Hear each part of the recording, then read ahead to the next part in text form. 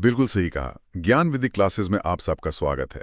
आज हम भारतीय संविधान के एक ऐसे हिस्से पर गहराई से बात करने जा रहे हैं जो एक दो-धारी तलवार की तरह है।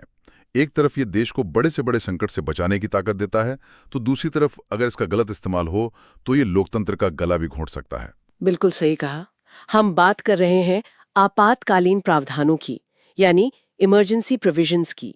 हमारे पास जो स्रोत हैं, उनके आधार पर आज हम ये समझने की कोशिश करेंगे कि आखिर ये असाधारण शक्तियां संविधान में क्यों रखी गई, इनका इस्तेमाल कब और कैसे हुआ, और सबसे जरूरी, इनसे हमने क्या सबक सीखे। हाँ, मतलब मकसद इन प्रावधानों के पीछे की कहानी और इसके असर को समझना है। तो चलिए पहली स्लाइड से शुरू करते हैं। बिल्कुल। ये स्लाइड हमें आपातकालीन प्रावधानों का एक ओवरव्यू देती है। हाँ, ये प्रावधान संविधान के भाग 18 में है। हाँ, अनुच्छेद 352 से 360 तक। और जैसा हम देख सकते हैं, इसमें मोटे तौर पर 3 तरह के आपातकाल हैं। जी, पहला है अनुच्छेद 352 के तहत राष्ट्रीय आपातकाल, मतलब नेशनल इमरजेंसी। फिर है अनुच्छेद 356, जिसे हम राष्ट्रपति शासन या प्रेसिडेंट्स रूल कहते हैं। और तीसरा अनुच्छेद 360, यानी वित्तीय आपातकाल। और स्लाइड में इनके स्रोत भी बताए गए हैं। जो प्रशासनिक डिटेल्स हैं वो तो भारत सरकार अधिनियम 1935 से ली गई हैं। हाँ, लेकिन जो मौलिक अधिकारों के निलंबन वाली बात है, वो जर्मनी के वाइमर संविधान से प्रेरित है। और इसकी प्रकृति ये बहुत महत्वपूर्ण है। आपातकाल के दौरान भारत का जो संघीय ढांचा है वो एकात्मक हो जाता है। बिल्कुल, और इसका उद्देश्य एक ही है, देश की संप्रभुता, एकता और अखंडता की रक्षा करना। यह मेरा एक सवाल है, जब हम कहते हैं कि संघीय ढांचा एकात्मक हो जाता है, तो इसका असल में क्या मतलब है? क्या राज्य सरकारें भंग हो जाती हैं? बहुत अच्छा सवाल है। नहीं, इसका मतलब ये नहीं है कि राज्य सरकारें भंग हो जाती हैं, बल्कि केंद्र सरकार को अभूतपूर्व शक्तियां मिल जाती हैं। इसे ऐसे समझें कि राज्य सरकारें तो रहती हैं, पर वो केंद्र के पूर्ण नियंत्रण में आ जाती हैं। की तरफ झुक जाता है। बिल्कुल। और जो दोस्त प्रतियोगी परीक्षाओं की तैयारी कर रहे हैं उनके लिए याद रखना बहुत जरूरी है। भाग 18 और तीनों अनुच्छेद 352, 356 और 360। हाँ, और वाइमर संविधान वाला स्रोत तो अक्सर पूछा जाता है। बिल्कुल। चलिए अब अगली स्लाइड देखते हैं और राष्ट्रीय आपातकाल को थोड़ा और विस्तार से समझते हैं। ठीक है, तो अनुच्छेद 352 के तहत राष्ट्रीय आपातकाल की घोषणा के 3 आधार हैं: युद्ध, बाह्य आक्रमण और सशस्त्र विद्रोह। हाँ, और यहाँ एक नोट बॉक्स है जो बहुत महत्वपूर्ण जानकारी दे रहा है। इसमें बताया गया है कि 44वें संविधान संशोधन अधिनियम 1978 के जरिए आंतरिक अशांति शब्द को हटाकर सशस्त्र विद्रोह कर दिया गया था। और इसका कारण भी साफ है। 1975 में इसी आंतरिक अशांति शब्द का दुरुपयोग हुआ था, बिल्कुल, जिसके कारण इस प्रावधान को और ज्यादा स्पष्ट और सख्त बनाने की जरूरत महसूस हुई।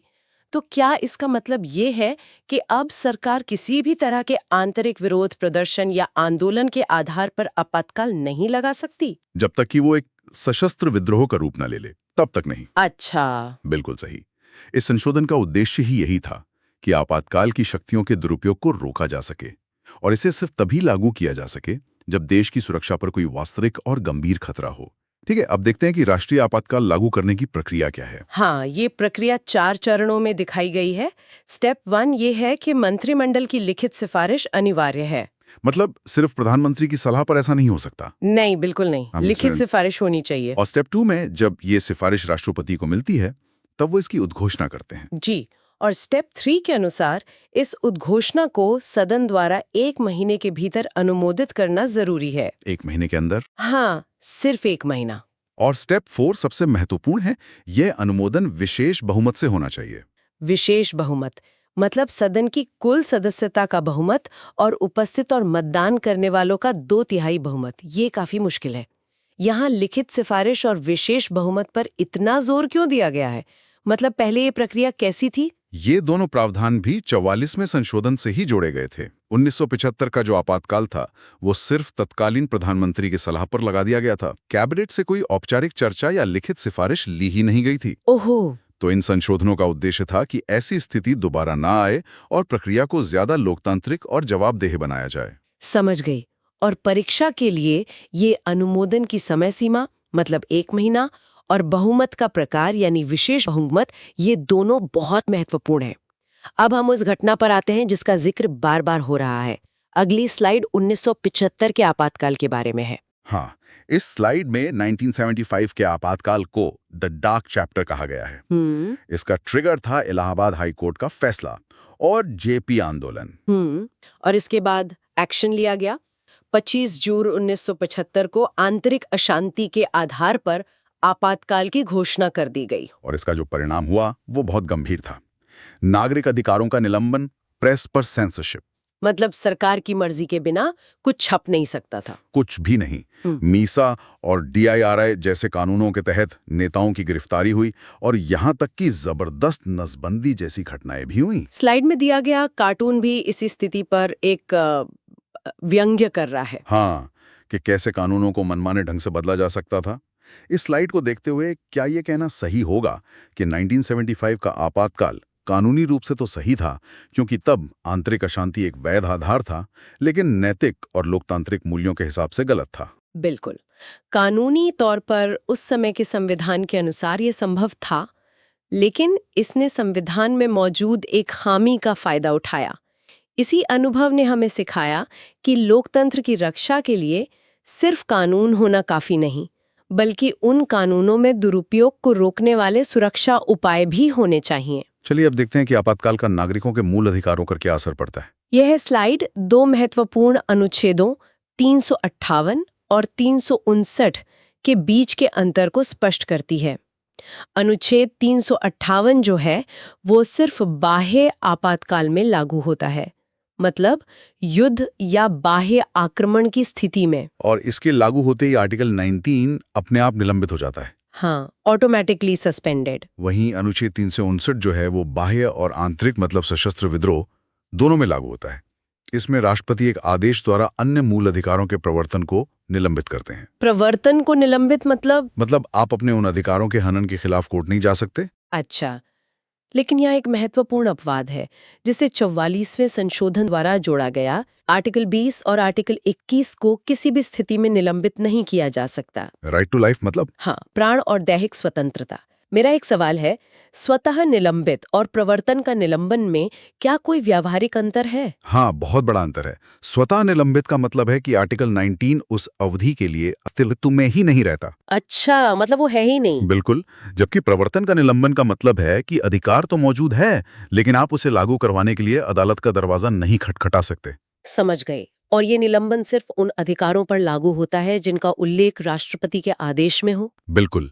और ये जानना बहुत जरूरी है कि आर्टिकल 358 और 359 के बीच का अंतर और आर्टिकल 20 और 21 का अपवाद ये प्रतियोगी परीक्षाओं के सबसे पसंदीदा सवालों में से एक हैं। अब आगे बढ़ते हैं और देखते हैं कि केंद्र राज्य संबंधों पर इसका क्या प्रभाव होता है। देखिए, राष्ट्रीय आपातकाल के दौरान केंद्र बहुत शक्तिशाली हो जाता है। कार्यकारी शक्ति के तहत केंद्र किसी भी मामले पर राज्य को निर्देश दे सकता है और राज्य को वो मानना ही पड़ेगा। और विधायी शक्तियों का क्या? विधायी शक्ति के तहत संसद को राज्य सूची के विषयों पर भी कानून बनाने का अधिकार मिल जाता है।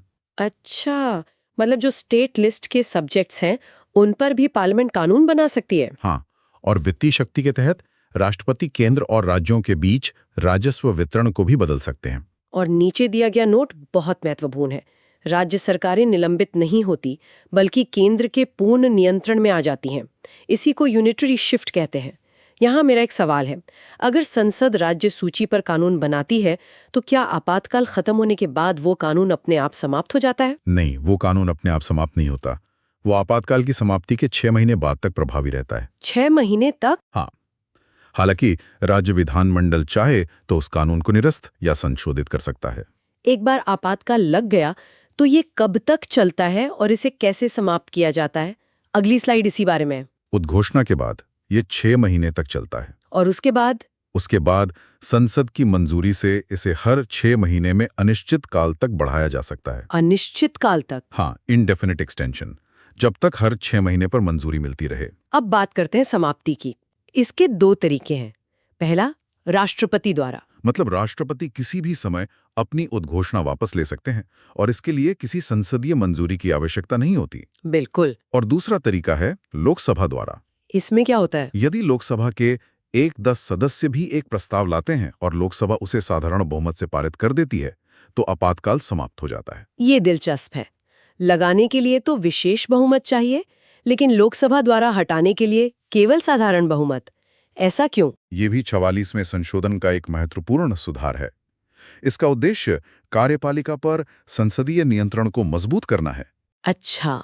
इससे ये सुनिश्चित होता है कि यदि सरकार आपातकाल को अनावश्यक रूप से जारी रखती है, तो लोकसभा के पास उसे खत्म करने की एक आसान और प्रभावी शक्ति हो। हम बार बार 44वें संशोधन का जिक्र कर रहे हैं। अगली स्लाइड इसी पर केंद्रित है। हाँ, ये संशोधन शाह आयोग की रिपोर्ट के बाद जनता सरकार द्वारा किया गया था। इसने 4 बड़े सुधार किए। पहला तो है कैबिनेट की सलाह, जो अब लिखित में होनी जरूरी है। दूसरा, न्यायिक समीक्षा। आपातकाल को अदालत में चुनौती दी जा सकती है, जैसा कि मिनर्वा मिल्स केस में स्थापित हुआ। तीसरा, नई शब्दावली। आंतरिक अशांति को सशस्त्र विद्रोह से बदल दिया गया। और चौथा, अधिकारों का संरक्षण। आर्टिकल 20 और 21 को निलंबन से पूर्ण सुरक्षा प्रदान की गई। मेरा एक सवाल है, क्या शाह आयोग का गठन विशेष रूप से 1975 के आपातकाल की ज्यादतियों की जांच के लिए ही किया गया था? जी हाँ, बिल्कुल।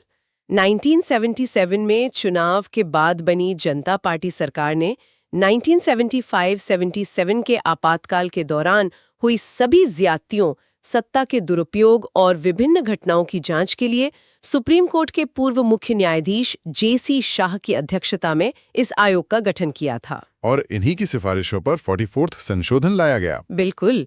तो 44वां संशोधन के ये चारों बिंदु परीक्षा के लिए अत्यंत महत्वपूर्ण है। राष्ट्रीय आपातकाल के बाद अब हम दूसरे प्रकार के आपातकाल पर आते हैं, राष्ट्रपति शासन। हाँ, ये अनुच्छेद 356 के तहत लगाया जाता है, जब किसी राज्य में संवैधानिक तंत्र की विफलता हो जाती है। और इसका आधार होता है राज्यपाल की रिपोर्ट या फिर राष्ट्रपति की अपनी संतुष्टि। इसके लिए संसदीय अनुमोदन 2 महीने के भीतर आवश्यक है और इसके लिए केवल साधारण बहुमत की जरूरत होती है। मतलब प्रक्रिया थोड़ी आसान है। हाँ, राष्ट्रीय आपातकाल के मुकाबले। और इसकी अवधि अधिकतम 3 वर्ष हो सकती है, जिसे हर 6-6 महीने में बढ़ाया जाता है।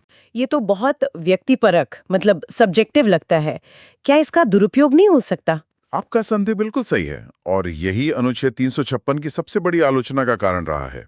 इसका मतलब है कि राज्य सरकार संविधान के प्रावधानों के अनुसार काम नहीं कर पा रही है, लेकिन इसकी व्याख्या अक्सर राजनीतिक कारणों से की गई है, जिस पर हम अगली स्लाइड में चर्चा करेंगे। चलिए अब इसके दुरुपयोग और न्यायिक सुरक्षा उपायों को देखते हैं। देखिए, डॉक्टर अंबेडकर ने संविधान सभा में इसे एक डेड लेटर कहा था। मतलब एक ऐसा प्रावधान जिसका शायद ही कभी इस्तेमाल होगा। हाँ, उन्हें यही उम्मीद थी। लेकिन वास्तविकता ये है कि इसका 100 से भी ज्यादा बार प्रयोग हुआ है। बिल्कुल। और इसके दुरुपयोग को रोकने के लिए सुप्रीम कोर्ट का एसआर बोम्मई केस, जो 1994 में आया, वो एक मील का पत्थर है। इस केस में कोर्ट ने 3 महत्वपूर्ण बातें कहीं। कौन सी? मूल ढांचा है, और तीसरा, यदि राष्ट्रपति शासन दुर्भावनापूर्ण तरीके से लगाया गया है तो उसे रद्द किया जा सकता है। तो एसआर बोम्मई केस के बाद क्या आर्टिकल 346 के दुरुपयोग में कमी आई है? हाँ, निश्चित रूप से कमी आई है। इस फैसले ने केंद्र सरकारों पर एक तरह का न्यायिक अंकुश लगा दिया है। अब किसी राज्य में राष्ट्रपति शासन लगाने से पहले सरकारों को ये सोचना पड़ता है कि उनके फैसले को अदालत में चुनौती दी जा सकती है, और अगर आधार मजबूत नहीं हुआ तो उसे रद्द भी किया जा सकता है। तो ये केस बहुत महत्वपूर्ण है। बिल्कुल। एसआर बोम्मई केस 1994 भारतीय राजनीति और संविधान के लिए बहुत महत्वपूर्ण है। इसे याद रखना जरूरी है। अब हम अंतिम प्रकार के आपातकाल पर आते हैं, जो है वित्तीय आपातकाल। यह अनुच्छेद 360 के तहत लगाया जाता है।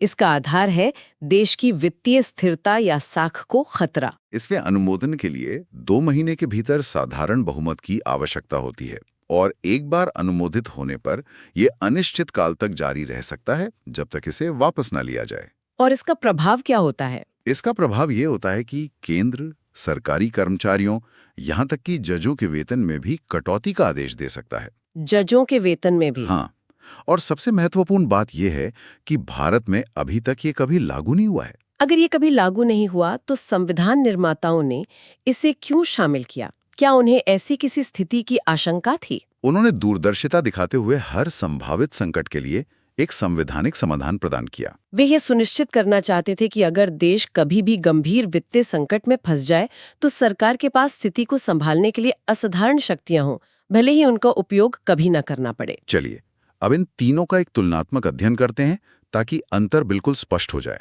52 के लिए युद्ध, आक्रमण, सशस्त्र विद्रोह है 356 के लिए संवैधानिक तंत्र की विफलता। और 360 के लिए वित्तीय स्थिरता को खतरा। अनुमोदन समय देखें, 352 के लिए 1 महीना है, जबकि 356 और 360 के लिए 2 महीने हैं। और बहुमत में भी बड़ा अंतर है। 352 के लिए विशेष बहुमत चाहिए, जबकि 356 और 360 के लिए साधारण बहुमत ही काफी है। और मूल अधिकारों पर केवल अनुच्छेद 352 का प्रभाव पड़ता है, वो भी सीमित रूप से। हाँ, 356 और 360 का मूल अधिकारों पर कोई प्रभाव नहीं होता। ये टेबल रिवीजन के लिए बहुत अच्छी है। अप्रूवल टाइम और मेजॉरिटी टाइप में अंतर अक्सर परीक्षा में कंफ्यूज करता है, इसलिए इस पर विशेष ध्यान दें। तो हमारी चर्चा के अंत में हम निष्कर्ष पर आते हैं। स्लाइड में एक तराजू दिखाया गया है, जिसके एक पलड़े में है राष्ट्रीय सुरक्षा और दूसरे में है स्वतंत्रता। आपातकालीन प्रावधान इन दोनों के बीच संतुलन बनाने का प्रयास है।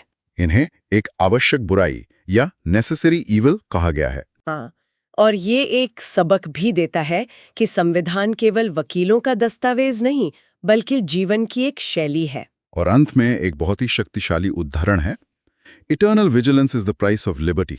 यानी सतत सतर्कता ही स्वतंत्रता का मूल्य है। इसका अर्थ है कि नागरिकों को अपने अधिकारों और लोकतंत्र की रक्षा के लिए हमेशा जागरूक और सतर्क रहना होगा। यह हमें एक विचार के साथ छोड़ जाता है, क्या आज के डिजिटल युग में जहां सूचना और दुष्प्रचार तेजी से फैल सकता है, आंतरिक अशांति की एक नई परिभाषा की आवश्यकता है? या फिर 44वीं संशोधन द्वारा स्थापित किए गए सुरक्षा उपाय आज भी पर्याप्त हैं? इस पर विचार जरूर कीजिएगा। आशा करते हैं आपको ये विश्लेषण अच्छा लगा होगा। अगर आपको ये वीडियो पसंद आया हो तो चैनल को लाइक करें, सब्सक्राइब करें। धन्यवाद।